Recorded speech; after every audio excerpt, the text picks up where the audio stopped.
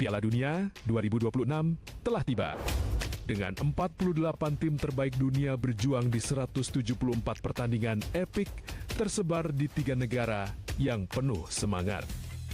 Dari stadion legendaris di Kanada, Amerika Serikat hingga Meksiko, setiap pertandingan akan menciptakan sejarah baru. Rasakan adrenalinnya saat para bintang dunia bersaing memperebutkan gelar paling diinginkan di planet ini. Piala Dunia 2026, the world is yours to make. Jangan lewatkan momen bersejarah ini.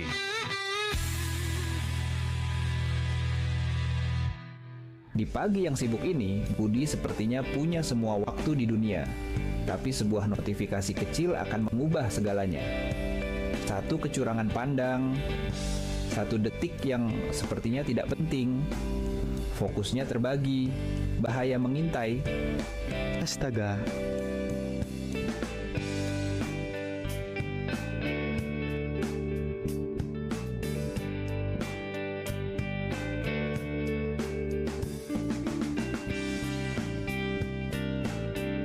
Satu detik kelalaian bisa merusak hidup.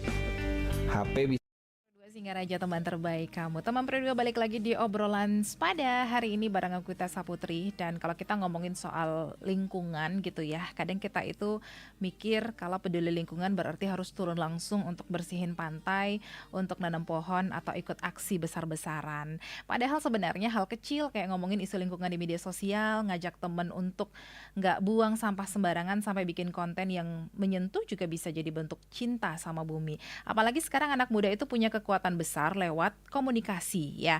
Satu postingan, satu video, bahkan satu obrolan sederhana itu bisa bikin orang lain ikut sadar dan juga tergerak. Makanya hari ini di obrolan Sepada aku sudah bareng Kak Eka dari Green Youth Bali yang bakal ngobrol soal gimana sih caranya menyuarakan cinta lingkungan lewat komunikasi yang nggak menggurui tapi justru menginspirasi. Kita sapa dulu. Selamat pagi Kak Eka. Selamat pagi Kak. Apa kabar hari ini? Astenggara sehat. Baik ya. Oke Kak Eka, kalau kita ngomongin soal lingkungan, itu kadang image-nya kan masih berat dan serius ya bisa dibilang. Kalau menurut Kak Eka sendiri gimana sih caranya bikin isu lingkungan itu jadi lebih relate untuk anak muda? Oke, terima kasih Kak ya. Jadi kalau menurut Eka sendiri, karena Eka juga anak muda dan mahasiswa yang tentunya senang bergaul, jadi Eka berusaha banget bagaimana mengedukasi ke teman-teman itu supaya terkesan lebih santai dan tidak menggurui. Salah satunya seperti di kelas gitu Kak, karena Eka sudah tergabung dalam organisasi kepemudaan yang menekuni di bidang lingkungan, seperti hal kecil saat ke kampus yang biasa teman-teman pada beli es teh ataupun beli minuman yang menggunakan plastik gitu. Mulai dari itu ada pikiran untuk mengedukasi seperti menyarankan untuk menggunakan tumbler gitu. Mungkin awalnya itu teman-teman agak susah untuk dikasih tahu, tapi setelah lama-lama kemudian karena ada juga tumbler yang memang terkesan lebih lucu dan keren saat dibawa gitu. Jadi 1-2 orang di kemudian hari mulai melakukan hal itu walaupun nggak secara instan, tapi setidaknya ada 1-2 orang yang mulai berubah untuk melakukan hal itu dengan cara pendekatan sih yang terutama Kak gitu. Oke, awal mula Eka tertarik aktif di isu lingkungan itu apa sih? Karena apa? Oke, kalau awal mulanya itu yang pertama sudah mulai tertarik dari bangku SMK Kak ya. Dari kelas 10 SMK itu sudah tertarik untuk mendalami di bidang lingkungan ini karena waktu dulu di rumah saya itu karena saya tinggal di pedesaan, jadi sistem cara pengolahan sampah itu masih kurang. Dan setelah itu saya tertarik kalau misalnya sampah seperti plastik, setelah itu sampah organik kita olah seperti benda-benda ataupun hal yang bisa menguntungkan, bagaimana nanti ke depannya kalau satu orang yang bisa melakukan itu nanti bisa mengedukasi orang lain, pasti saya yakin ini menjadi hal yang berdampak besar gitu. Setelah itu adalah satu forum yang saya temukan yaitu Green Youth Bali ini, di mana Green Youth Bali ini bisa mewadahi aspirasi dan juga bisa menjadi pondasi saya untuk menekuni dan menindaklanjuti lagi permasalahan-permasalahan lingkungan yang ada di kawasan saya sendiri, khususnya yang terkecil itu di rumah saya gitu. Oke, nah kalau di Green Youth Bali sendiri biasanya pendekatan komunikasinya itu kayak gimana? Supaya orang itu nggak ngerasa digurui, apalagi sesama anak muda nih. Iya betul. Kalau di Green Youth itu sendiri kita biasa melalui sosial media sih Kak. Karena sekarang tuh kan eranya digital Kak ya. Jadi kita lebih sering melalui sosial media seperti membuat konten, baik itu konten reels ataupun sebuah postingan foto poster seperti itu. Karena kita juga sering ikut kegiatan baik itu kolaborasi dengan komunitas-komunitas yang ada di Kabupaten Buleleng. Kita sekaligus membuat konten edukasi pada saat itu. Jadi konten itu akan disebarluaskan oleh anggota yang nantinya akan banyak para penonton lihat, kebanyakan dari generasi muda, anak-anak muda gitu. Dan itu juga penikmat dari konten itu juga bukan hanya dari Kabupaten Buleleng aja, malah bahkan kalau melalui konten itu yang melihat lebih luas rasanya Kak, melalui daripada kita langsung turun ke satu tempat untuk melakukan sosialisasi. Kita lebih cenderung untuk membuat sebuah konten edukasi gitu. Nah kalau menurut Eka kenapa komunikasi itu penting dalam gerakan lingkungan? Karena kadang kan aksi itu bagus ya, Iya betul. tapi kalau penyampaiannya kurang kena, orangnya jadi cuek. Ya, kalau menurut saya komunikasi itu sangat penting Kak ya, karena saya juga seorang anak komunikasi gitu. Yang pertama itu yang sering saya lakukan mulai dari diri sendiri itu melakukan pendekatan dengan orang sekitar Kak. Jadi kita ketahui dulu bagaimana karakteristik dari orang tersebut, dan saat ini permasalahan lingkungan itu menjadi permasalahan yang besar. Jadi mulai dari lingkungan sekolah ataupun kampus di kelas itu kita mulai lakukan pendekatan seperti mengedukasi bagaimana nanti kalau kita menggunakan seperti ini dampaknya akan lebih baik loh, seperti biasa ke kampus membeli nasi menggunakan kertas minyak, bisa loh itu diganti dan dengan menggunakan tepak nasi seperti itu. Betul. Iya. Oke, dan sekarang kan memang banyak konten-konten lingkungan yang kita lihat mungkin di media sosial ya. Tapi ada juga yang akhirnya cuman jadi tren sesaat, udah lewat aja gitu kan. Gimana caranya untuk bikin pesan lingkungan itu benar-benar ngena dan juga bertahan untuk anak muda? Kalau dari kami di Green Youth itu biasa membuat konten tuh yang singkat tapi bermakna gitu Kak. Jadi kami juga mengikuti tren-tren yang ada supaya lebih relate dengan beranda-beranda yang ada di TikTok ataupun di Instagram anak-anak muda. Jadi kami menyesuaikan dengan tren Kak. Misalnya seperti sekarang lagi tren reels yang singkat, video pendek. Kami menyesuaikan seperti itu gitu Kak. Oke, biar lebih mudah FYP gitu Iya ya. betul. Oke, anak muda sekarang kan kadang takut untuk speak up nih, untuk apa namanya? Karena banyak yang mikir, aku bukan aktivis atau mungkin nggak terlalu paham soal itu. Kalau menurut Eka sendiri harus sejauh apa sih seseorang untuk mulai menyuarakan kepedulian lingkungan? Kalau menurut saya sendiri itu jangan jauh-jauh deh Kak, mulai dari diri sendiri ya. Yeah. Mulai dari lingkungan terdekat. Kalau kita di rumah, kita edukasi orang yang ada di rumah, baik itu adik, saudara, ataupun orang tua. Karena zaman sekarang juga orang tua itu kadang susah dikasih tahu kayak dibandingkan dengan anak muda. Jadi kalau udah di rumah seperti membuang sampah sembarangan gitu, bisa kita lakukan sendiri. Nanti orang tua juga bakal lama-lama akan merasa malu gitu. Anak saya aja buang sampah pada tempatnya, masa saya sembarangan seperti itu. Jadi itu yang pertama saya lakukan. Setelah itu mulai terjun di dunia luar ataupun di masyarakat. Kita sekarang kalau di desa saya sendiri itu ketika ada kegiatan sudah jarang menggunakan yang namanya aqua kemasan itu Kak. Dan sekarang di sana tuh lebih cenderung menggunakan tumbler kalau khusus ibu-ibu PKK, anak-anak muda gitu, seperti turuni. Itu nanti itu merupakan solusi yang paling efektif Kak ya, yang dilakukan oleh sistem desa dengan meminimalisir pencemaran ataupun banyaknya sampah plastik yang ada setiap kali ada kegiatan di sana gitu. Jadi mulai dari sanalah kita bisa mengedukasi lagi, mulai dari hal lingkungan kecil lalu terjun ke masyarakat luas dan hingga nantinya menjadi ke masyarakat sosial lainnya gitu. Wah, seru ya teman Pro 2. Ternyata komunikasi bisa jadi alat yang kuat untuk bikin orang lebih peduli sama lingkungan. Dan yang paling penting kita nggak harus jadi orang yang paling sempurna dulu untuk menyuarakan hal yang baik. Oke, nanti kita balik lagi. Jangan kemana-mana, dengerin terus obrolan Sepada hari ini. Bersiaplah untuk perjalanan yang belum pernah ada sebelumnya. Piala Dunia 2026 telah tiba.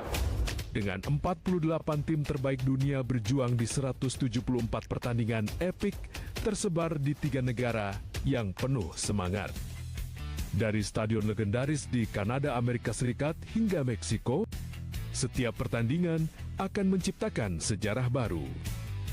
Rasakan adrenalinnya saat para bintang dunia bersaing memperebutkan gelar paling diinginkan di planet ini.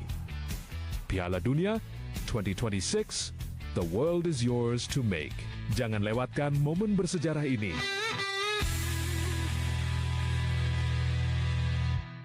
Di pagi yang sibuk ini, Budi sepertinya punya semua waktu di dunia. Tapi sebuah notifikasi kecil akan mengubah segalanya. Satu kecurangan pandang, satu detik yang sepertinya tidak penting.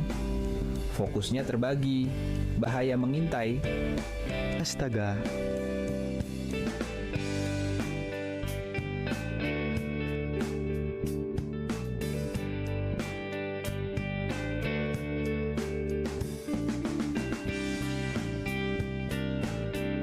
satu detik kelalaian bisa merusak hidup. HP bisa menunggu, tapi hidup tidak. Jangan biarkan HP mengendalikan hidupmu. Fokus saat berkendara, pulang dengan selamat. Jangan bermain HP saat berkendara. Halo teman-teman, kenalkan ini Cici, ikan kecil yang tinggal di sungai yang indah dan jernih ini.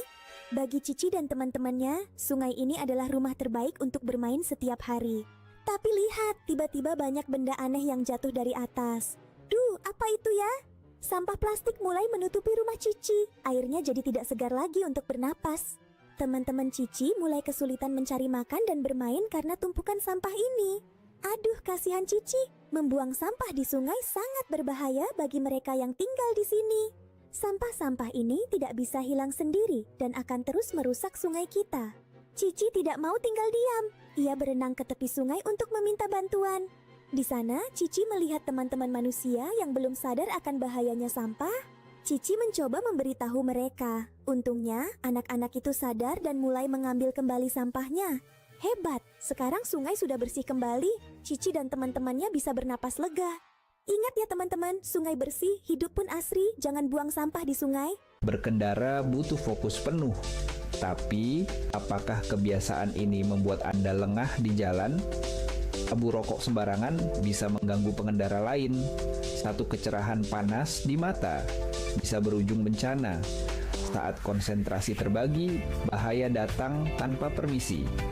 Sedikit kelalaian bisa berakibat fatal. Keselamatan adalah prioritas utama. Tunda keinginan itu sampai berhenti di tempat yang aman. Kendaralah dengan fokus demi keselamatan Anda dan semua pengguna jalan. Lihatlah teman-teman, alam kita sedang terluka karena sampah dan polusi.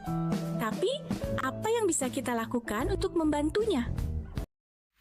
Oke, terima kasih teman Pro 2, kamu masih mendengarkan obrolan Sepada. Hari ini masih bareng kita Saputri, bareng Eka juga dari Green Youth Bali ya. Kita masih ngomongin soal peduli lingkungan, menyuarakan cinta lingkungan lewat komunikasi yang menginspirasi. Nah, kalau menurut Eka sendiri, konten lingkungan yang paling efektif untuk anak muda sekarang itu yang kayak gimana sih? Baik, kalau menurut saya sendiri, konten yang paling efektif itulah Kak ya, itu adalah Reels ataupun konten TikTok. Jadi saya pernah membuat sebuah konten yang menyesuaikan dengan tren-tren saat ini, seperti konten-konten singkat. Jadi konten singkat itu lebih banyak penikmatnya dibandingkan konten yang berdurasi panjang namun maknanya kurang kena gitu. Selain dari video-video Reels ataupun video pendek, salah satu yang paling efektif itu adalah melalui poster. Jadi poster itu bisa kita gunakan untuk mengedukasi anak-anak kecil gitu. Jadi anak kecil itu kan masih senang dengan banyak-banyak karakter. Jadi kita bisa menyesuaikan dengan apa yang disukai anak kecil supaya makna ataupun pesan yang disampaikan itu bisa tersampaikan seperti itu, Kak. Oke, pernah nggak Eka ngerasa capek atau mungkin pesimis ya karena masih banyak ternyata orang-orang yang cuek sama lingkungan padahal udah segitu loh usaha kita untuk menyuarakan itu. Untuk itu terkadang pernah Kak ya melihat orang yang masih buang sampah plastik padahal itu udah benar-benar ada 3 golongan tempat sampah sampah organik ataupun non organik, tapi orang itu masih salah untuk membuang sampah itu. Dan saat itu saya merasa padahal udah jelas-jelas loh gitu, sekedar cuma menggeser sedikit tangannya itu udah tepat tempat buang sampahnya itu. Tapi setelah lama-lama kemudian memang pada saat ini banyak orang yang cuek terhadap lingkungan. Namun tidak sedikit juga orang yang masih peduli dengan lingkungan sekitar, namun mereka belum bisa bagaimana cara konsisten untuk menerapkan hal itu gitu. Konsisten itu masih saya rasa masih kurang untuk anak muda, kadang hanya mengikuti tren-tren sesaat seperti yang Kakak tadi telah sampaikan kayak gitu, Kak. Oke, FOMO gitu Iya, ya. betul. Oke, kalau anak muda mungkin yang hari ini lagi dengerin atau lagi nonton kita terus pengen mulai bikin impact yang baik tapi bingung harus mulai dari mana. Kira-kira langkah paling realistis yang bisa dilakukan apa? Kalau menurut saya sendiri untuk anak muda yang realistis banget nih sama kehidupan kita, mulai dari hal yang terkecil deh gitu. Yang biasa kita kemana-mana itu masih beli aqua yang menggunakan botol kemasan ataupun beli makan itu masih kita menggunakan kertas minyak. Bisa kita ganti dengan hal yang lebih efektif, yang jalan alternatif seperti menggunakan tepak nasi, tumbler, ataupun kita juga bisa ikut kolaborasi dengan organisasi-organisasi ataupun forum-forum yang memang menekuni bidang lingkungan. Seperti Dinas Lingkungan Hidup sering mengadakan acara bersih-bersih pantai ataupun penanam pohon, itu bisa kita berkolaborasi dan ikut organisasi juga merupakan cara alternatif kita untuk ikut menjaga lingkungan, karena organisasi juga sering melakukan kegiatan yang berdampak terhadap lingkungan kayak gitu, Kak. Oke, kadang orang juga suka bilang ngapain sih peduli lingkungan, toh juga yang merusak perusahaan-perusahaan besar gitu kan. Kalau menurut Eka gimana cara nyikapin mindset yang kayak gitu? Kalau menurut saya sendiri kita mulai buka kesadaran diri ya, karena menjaga lingkungan itu bukan hanya tugas pemerintah, bukan hanya tugas guru gitu, tapi menjaga lingkungan itu adalah tugas kita bersama. Kita mulai menumbuhkan kesadaran diri sendiri, mulai dari lingkungan di rumah, sebelum nanti kita terjun ke lapangan ataupun ke masyarakat, yang nantinya ini merupakan sebuah solusi yang akan berdampak besar. Jadi perlu juga kita mengubah mindset, Kak. Mengubah mindset bahwa bagaimana kalau kita sekarang menjaga lingkungan tapi ujung-ujungnya orang lain yang merusak, kita nyerah begitu saja, tidak seperti itu. Tapi bagaimana cara kita agar tetap konsisten untuk dampak kedepannya nanti, dan mulai edukasi ajak teman-teman untuk ikut menjaga lingkungan itu sendiri gitu. Oke, kita masuk ke pertanyaan teman Pro 2 ya di WhatsApp di 0811399154. Ini ada yang mau bertanya, Kak Eka gimana caranya ngajak teman peduli lingkungan tanpa kelihatan sok paling sadar? Oke, ini sering ya, terutama di lingkungan kampus sih, Kak, karena orang-orang itu masih banyak orang yang cuek. Kalau saya sendiri itu kalau biasa di lingkungan pergaulan di teman-teman. Jadi kalau sama teman-teman tuh lebih enak daripada sama orang luar. Kita biasa ngobrol santai seperti mau beli makan apa, minumannya apa gitu. Jadi karena saya sering bawa tumbler, dan tumbler yang saya gunakan juga tentunya nggak cuma untuk air biasa aja, bisa untuk air dingin, air hangat, dan itu merupakan salah satu alat untuk saya mengedukasi teman saya. Kalau kita menggunakan tumbler ini untuk beli minuman, ini bisa tahan sampai 8 jam seperti itu. Kalau kita juga mau kopi untuk bisa kita minum nanti, ini juga bisa menggunakan tumbler ini, jadi lebih hemat, lebih praktis dan juga lebih keren gitu. Jadi teman-teman juga udah pada mulai menggunakan tumbler vakum kayak botol vakum gitu ya, Kak. Itu merupakan langkah yang sudah saya lakukan. Jadi tidak terkesan menggurui tapi lebih ke ngedukasi Kak ya gitu. Oke, selanjutnya Kak Eka, kalau kita masih sering lupa atau belum konsisten untuk menjaga lingkungan, apa kita masih pantas untuk speak up soal isu lingkungan? Kalau menurut saya sendiri, saya seperti malu ya kalau kalau dari kita sendiri belum yang namanya konsisten ataupun menjaga lingkungan, tapi kita sudah memberikan informasi seperti lingkungan. Saya sendiri itu hal yang perlu kita lakukan tentunya mulai dari diri sendiri dulu.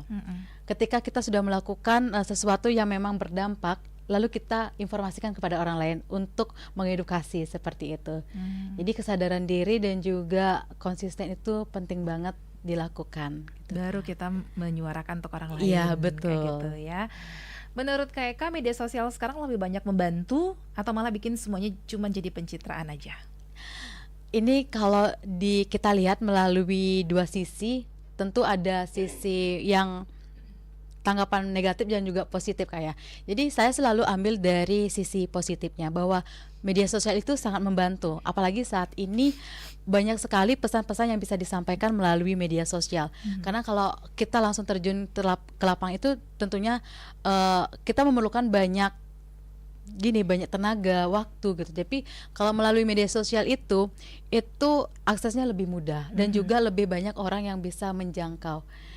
Jadi potensi besar untuk mengedukasi itu melalui media sosial. Apalagi saat ini banyak sekali orang yang menggunakan media sosial, Kak. Siapa sih sekarang yang nggak menggunakan media sosial gitu, Kak ya? Iya, betul. Satu komentar di live YouTube RRI Singaraja Official pagi hari ini, ada yang bilang anak muda ditantang realita kalau narasi selamatkan lingkungan juga problematis karena alam bisa menyembuhkan diri sendiri. Manusia itulah problem utamanya. Menurut Eka seperti apa? Iya, betul sekali, karena apapun yang terjadi saat ini itu semua ulah manusia, Kak ya. Apalagi pada beberapa bulan lalu sempat terjadi banjir, tanah longsor, itu yang diakibatkan oleh ulah manusia itu sendiri. Karena kalau dibilang manusia itu sekarang egois, kayak hanya mementingkan kepentingan diri sendiri tanpa memikirkan bagaimana nanti ketika hujan, ketika ada hal yang tidak direncanakan, itu akan menimbulkan sebuah bencana. Jadi kalau cara saya ataupun bagi kami di organisasi Green Youth, kami sering ikut yang namanya kegiatan penanaman pohon, Kak. Penanaman pohon untuk meminimalisir nantinya ketika hujan ada tanah longsor, dan juga kami juga ikut turut ke lapangan, bersih-bersih pantai ataupun bersih-bersih di sungai agar tidak terjadi bencana pada saat ada musim hujan gitu. Oke, wah, terima kasih Eka Baik, ya. Kak. Yang terakhir mungkin harapan Eka ke depan untuk anak muda Bali khususnya nih soal kepedulian lingkungan itu seperti apa? Baik, kalau harapan saya untuk anak muda ataupun generasi muda Bali saat ini khususnya di Kabupaten Buleleng, mari kita bersama-sama tumbuhkan kesadaran dalam diri untuk melakukan aksi terkecil, yaitu menjaga lingkungan ataupun meminimalisir penggunaan plastik, yang nantinya hal ini akan berdampak besar untuk kedepannya. Dan juga setelah melakukan itu, jangan lupa untuk konsisten, jangan cuma hanya menjadi tren semata, tapi kita juga perlu konsisten untuk melakukan hal yang memang berdampak positif bagi kedepannya, seperti itu, Kak. Oke, teman Pro 2, nggak kerasa obrolan kita udah sampai di ujung ya. Tapi dari ngobrol hari ini kita jadi sadar kalau mencintai lingkungan itu nggak melulu soal aksi yang besar. Kadang dimulai dari keberanian untuk ngomong, ngajak, dan nyebarin energi baik ke sekitar, karena komunikasi yang tulus ternyata bisa jadi penggerak perubahan juga. Terima kasih Eka Terima kasih, waktunya Kak. hari ini ya, sudah berbagi insight untuk teman Pro 2. Dan untuk kamu juga yang sudah nonton, sudah dengerin, terima kasih banyak. Sampai ketemu lagi di obrolan sepadah berikutnya.